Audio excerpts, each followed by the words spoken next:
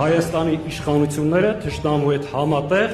պայքարում են հայկական ինքնության դեմ։ Թիրախավորված է հայ առաքելական եկեղեցին։ Այն, որ ասում են,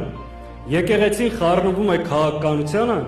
նման բան չկա։ Եկեղեցին պարզապես պաշտպանում է պետության հիմքերը, մեր ժողովրդի իրավունքները։ Եթե հայ առաքելական եկեղեցին, ազգային կազմակերպությունները, մեր լոբիստական համաշխարհային ցանցը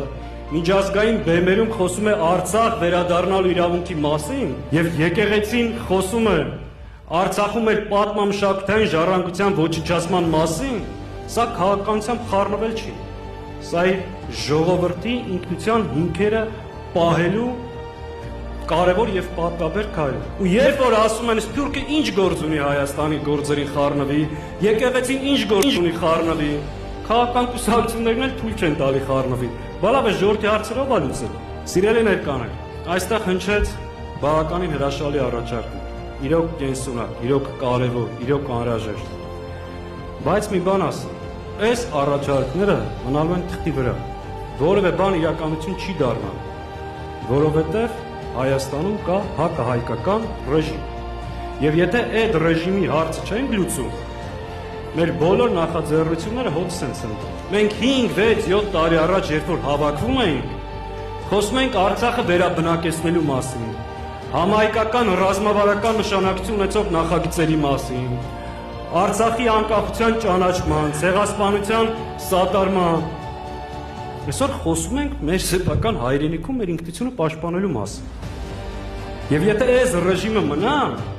հաջորդ անգամ հավաքվելու ենք, խոսենք պետականության փշուրները պահպանելու մասին։ Գերիների վերադարձման խնդիր ունենք, հայ դատի գրասենյակները, դաշնակցությունը, աշխարհասփյուռ տարբեր կազմակերպություններ մեծ ջանք են գործադրում, որովհետև արդյունք չկա, որտեղ պետությունը դրա դեմ աշխատում։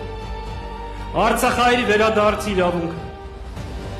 պայքարում են գիշեր ցերեկ միջազգային օրակարգ վերադարձնելու համար։ Չկա արդյունք, որտեղ պետությունը դրա դեմ աշխատում։ Եկա հավատալ, որ այո, հունիսի 7-ի ընտրությունը հնարավորություն է։ Հավատանք մեր ուժին, մեկտեղ են մեր ջանքերը, այս խնդիրը լուծենք, ու դրանից հետո վստահ եղեք, կտրելու ենք այս զիջումների շղթան, բեկում մտցնենք ու էլի վերադառնանք ռազմավարական մեծ ծրագրին ու ստիպված չլինենք խոսելու մեր ինքնության պահպանման մասին։ Մենք հավատում ենք, որ դա հնարավոր է անել, ու ընդհանրապես կոչ ենք անում, որ դա անենք միասնական եւ ամբողջական ջանքերով։